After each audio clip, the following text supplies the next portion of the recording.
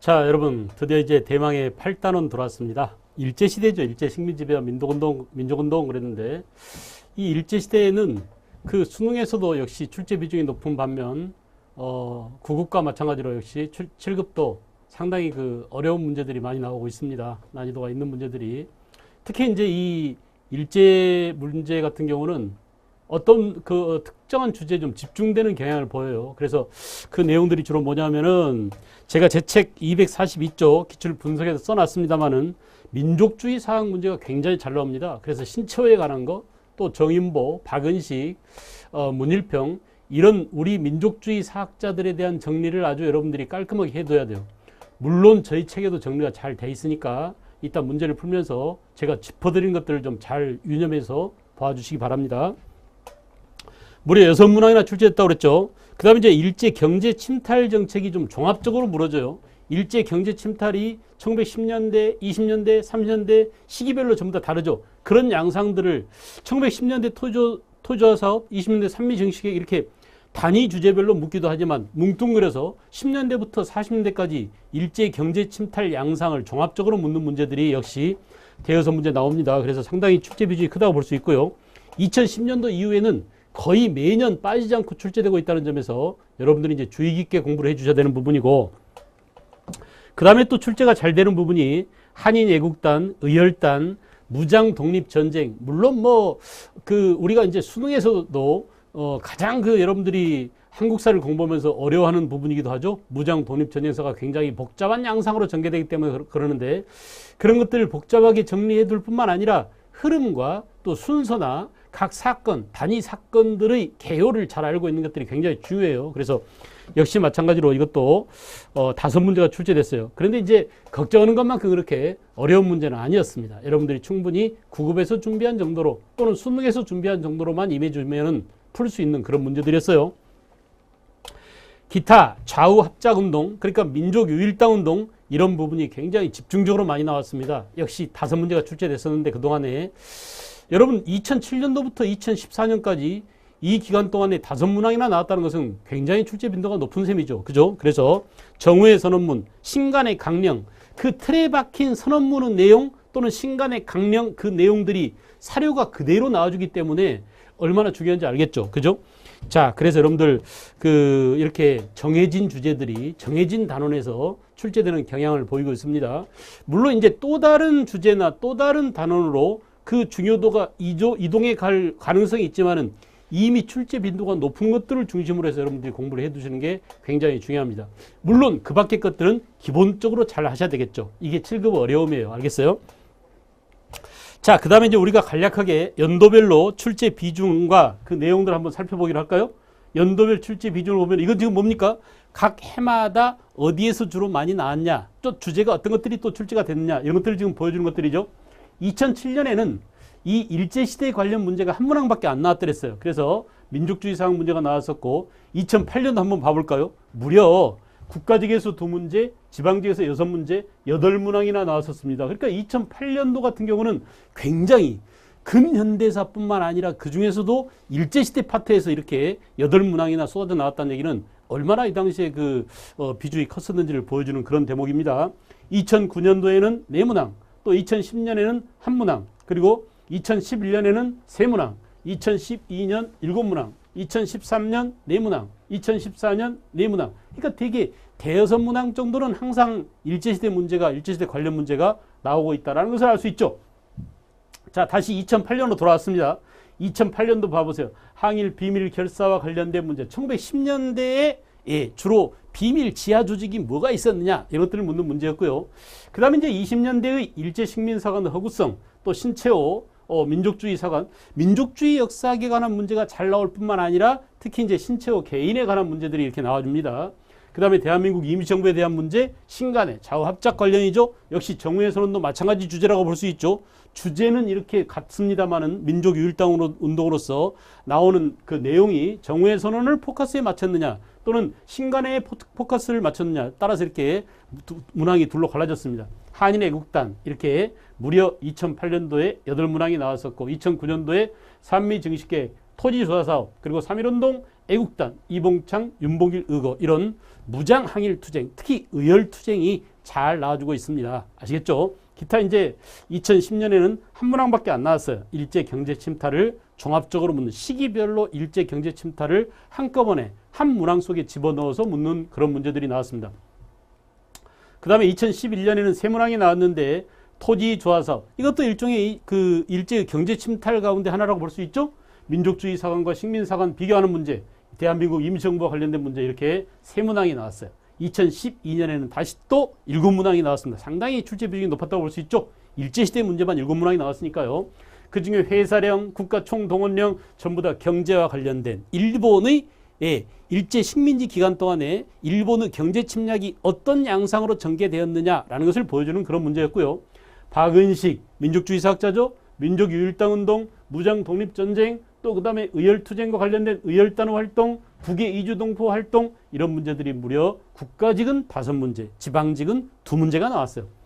그 다음에 2013년에는 4문항 나왔습니다. 일제 식민지 지배정책과 일제 경제침탈, 그리고 신간회, 이렇게 민족유일당운동이 계속 출제되고 있습니다. 신체호도 잘 알아두셔야 됩니다. 그 다음에 이제 2014년 같은 경우는 4문항이 나왔었는데 국가직 2문항, 지방직 2문항 이렇게 해서 식민지 지배정책과 그 다음에 경제침탈, 이렇게 신간회 또 신체호 이런 문항들이 나왔었어요. 그래서 여러분들이 이제 그 내용을 좀 잘 보시고 난이도별로 좀 구분을 해보자면은 난이도별로 우리가 이제 난이도를 나누는 기준은 우리 항상 상중하, 이렇게 상중하로 이렇게 나눠서 봤더랬습니다. 나눠서. 그런데 자, 가장 어려운 문제, 좀 까다로운 문제들은 한 8문항 정도 되고요. 답을 찾기가 비교적 그 쉬운 문제들은 13문항이에요. 그래서 결론은 뭡니까? 기본만 잘해두면 출제 비중이 높든 적든 문제가 많이 나오든 덜 나오든 기본만 잘 해주면 되는데 그 중에 조금 어려운 문항들이 몇 문제는 있을 수 있다. 좀 이제 어렵다기보다는 좀 그 깊이가 있는, 그러니까 좀 지엽적인 난삽한 그런 문제들이 나옵니다. 그것도 우리가 한번 딱 정리만 해두면은 여러분들이 쉽게 잊어먹지 않고 다른 그 출제 양식에 대응할 수 있다고 볼 수 있어요. 자, 이렇게 해서 상 8문항, 중 11문항, 가장 비교적 쉬운 문항이 13문항 정도 나왔었고, 그 다음 이제 단원별로 나눠봅시다. 일제강점기 정치적인 면에서는, 정치 면에서는 민족 말살 통치와 문화 통치와 관련된 문제가 2문항, 그죠? 그리고 비밀 결사 국외 독립운동 기지건설 문제가 1문항. 수능에 비해서는 또 구급에 비해서는 이 부분이 좀 적게 나온 셈이죠. 그 다음에 3.1운동과 대한민국 임시정부 3문항 나왔었습니다. 적절하게 나와주고 있고요. 무장독립전쟁의 전개, 의열투쟁이라든지 또는 무장독립전쟁의 양상이라든지, 그리고 애국단, 신체호 관련 문항들이 이렇게, 신체호는 의열단과 관련해서 문제가 나왔었죠. 이렇게 해서 5문항이 나왔었고요. 기타 이제 일제강점기 경제와 관련된 거, 이게 출제 비중이 특히 높아요. 우리가 수능이나 구급에 비해서 좀 달라진 7급 문항의 특징이 있다면 이렇게 경제 문제의 포커스가 집중되어 있다는 것입니다. 알겠죠? 그래서 토지조화 사업, 산미 증식계획 이런 부분들이 되게 어렵고 디테일하고 섬세한 부분까지, 지역적인 부분까지 파고들고 있다는 점입니다. 이게 좀 그 다른 구급과 구분되는 그런 문제의 양상이라고 볼 수 있죠. 자, 그래서 토지조화 사업, 일제하 지주전호제 아주 어렵게 나왔습니다. 일제하의 지주전호제뿐만 아니라 토지조사의 구체적인 내용들, 이런 것들을 물었을 때는 상당히 난이도 있게 여러분들이 좀 당황스러운 그런 문제들이 나왔어요. 산미 증식계획, 해사령, 그리고 일제 경제침탈 문제, 국가총동원령까지 해서 8문항이 출제.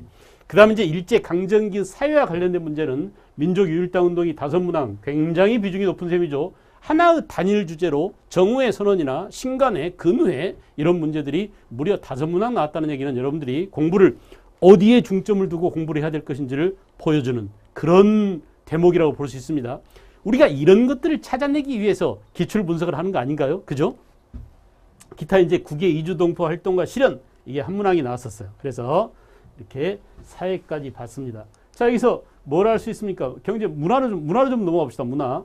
자, 사회 말고도 이제 문화에서는 문화정책, 그러니까 민족주의 사관과 식민 사관을 비교하는 문제 한 문항이 나왔었고, 국학운동의 전개 너무너무 중요해서 아무리 강조해도 지나치지 않는 신체호, 박은식, 또는 뭐예요? 일제 식민사관 내용, 그리고 민족주의 사학 관련 종합적인 내용들, 이런 것들을 잘 정리해 두셔야 합니다.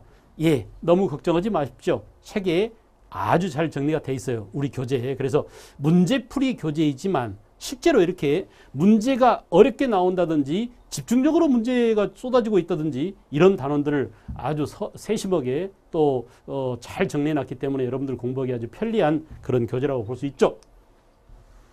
기타 이제 우리가 유형별로 봤을 때는 다른 단원에서 볼 수 없는 단체를 묻는 문제들이 많이 나왔어요. 그죠? 그래서 뭐 신간회라든지, 예.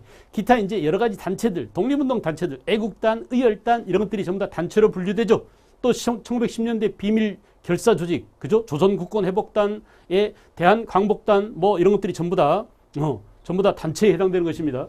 기타 이제 나머지 일반적으로 잘 나오고 있는 사실 관련 문제가 13문제, 역사에서 가장 출제가 많이 되는 게 바로 요 대목이라고 그랬어요. 인물 문제가 네문항에 나와서 주로 신채호를 잘 묻고 있습니다. 여기서는 신채호 이외에도 이 시기에 뭐 김원봉이랄지, 그죠? 또는 우리가 알고 있는 그 청산리 대첩의 김자진이랄지, 또 뭐 양세봉이랄지, 예, 아주 중요한 인물들이 많습니다. 그래서 일제시대 공부할 때도 이렇게 각 인물들 중심으로 꼼꼼하게 여러분들이 챙겨 보시는 게 대단히 중요해요. 아시겠죠?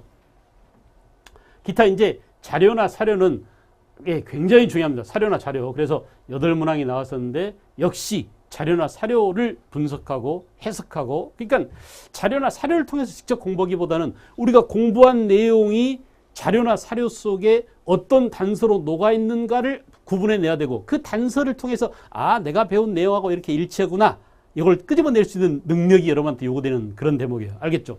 기타 이제 시기를 묻는 문제, 연대나 시간 순서를 묻고 있는 문제가 기본적으로 3문항 나왔습니다. 그래서 이렇게 유형별 구분까지를 쫙 살펴봤어요.